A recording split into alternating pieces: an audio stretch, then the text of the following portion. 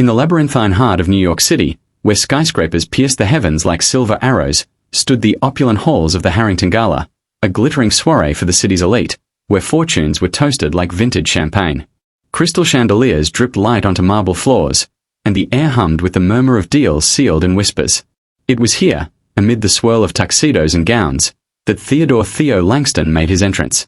At 45, Theo was a titan of tech, his empire of AI innovations worth billions, his name synonymous with ruthless precision and unyielding ambition.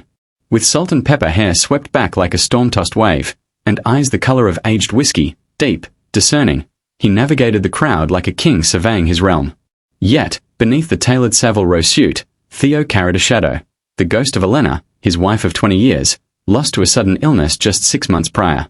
Across the room, in an alcove shadowed by velvet drapes, sat Aria Voss, 27, with cascading waves of chestnut hair and eyes like polished amber that held the warmth of distant sunsets. Aria was an anomaly among the glitterati. An immigrant from a war-torn corner of Eastern Europe, she'd arrived in America 5 years ago with nothing but a battered suitcase and a gift for languages. Fluent in 7, her voice a bridge between worlds. By day, she translated legal documents in a cramped midtown office. By night, she volunteered at a refugee center, weaving stories that mended fractured souls. Tonight, she'd been invited as a guest of a non-profit patron, her simple emerald dress a quiet rebellion against the extravagance.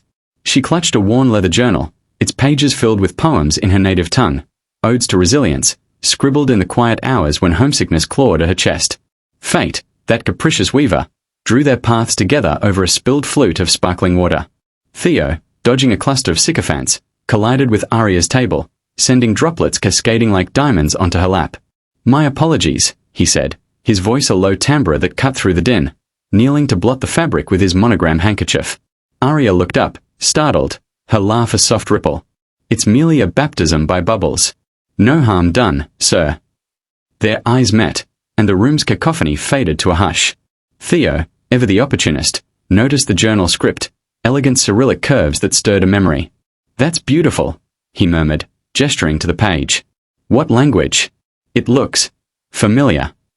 "Serbian," Aria replied, a flicker of surprise lighting her features. "Poetry from my grandmother. She believed words could heal what medicine couldn't." Theo's breath hitched. Elena had been Serbian, her lullabies a melody that once filled their penthouse with light. He straightened, an idea igniting like a spark in dry tinder. "I'm in need of a translation. A letter, personal, urgent. I'll pay $500. Cash, now." The offer hung blunt, transactional, drawing sidelong glances from nearby guests. Whispers slithered. Theo Langston, buying words like stocks. How quaint. Aria hesitated, her fingers tracing the journal's edge. $500 could cover rent for a month, buy books for the center's children. But there was something in his gaze, not greed, but a quiet desperation, like a man adrift in his own wealth. "Of course," she said, voice steady. "What needs translating?" He produced a folded envelope from his inner pocket, its paper yellowed with age, sealed with wax that bore Elena's initial. "Read it aloud, in English. Here, if you will." The crowd, sensing spectacle, began to gather, a semicircle of silk and suspicion, champagne glasses poised like periscopes. Aria unfolded the letter with reverent hands, her eyes scanning the faded ink. It was a love note from Elena to Theo, penned on their honeymoon in the Dalmatian coast, words blooming with passion and promise. "My Theo, in the salt-kissed winds of the shore, I vow to be your anchor and your sail. When storms rage, remember our laughter echoes louder.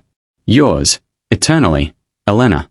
As Aria translated, her voice wove the words into silk threads, inflections rising like waves, pauses heavy with unspoken longing. The room fell into a trance, even the string quartets softened to a hush.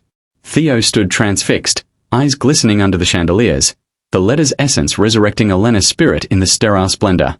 Aria's delivery was no mere recitation, it was resurrection, each syllable infused with the ache of her own displacements, turning the foreign script into a universal elegy.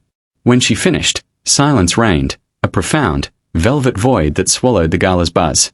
Theo's hand trembled as he pressed a crisp stack of bills into her palm, but his eyes held more.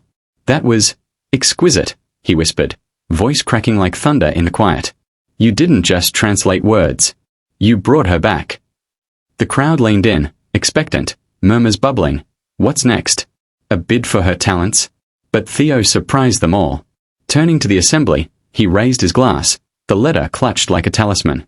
"Ladies and gentlemen," he announced, his tone resonant with uncharacteristic vulnerability, "tonight, we celebrate not fortunes forged in boardrooms, but the invisible wealth of human connection. This woman, Aria Voss, has given me a gift beyond measure. In honor of Elena, who believed in bridges between broken worlds, I pledge $1 million to the International Refugee Aid Network. And to Aria personally, a scholarship fund for aspiring linguists from displaced communities, seeded with another $1 million.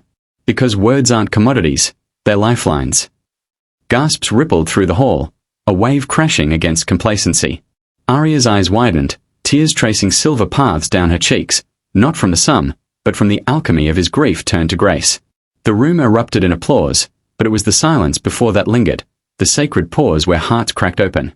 In the weeks that followed, Theo sought Aria not as patron, but pilgrim.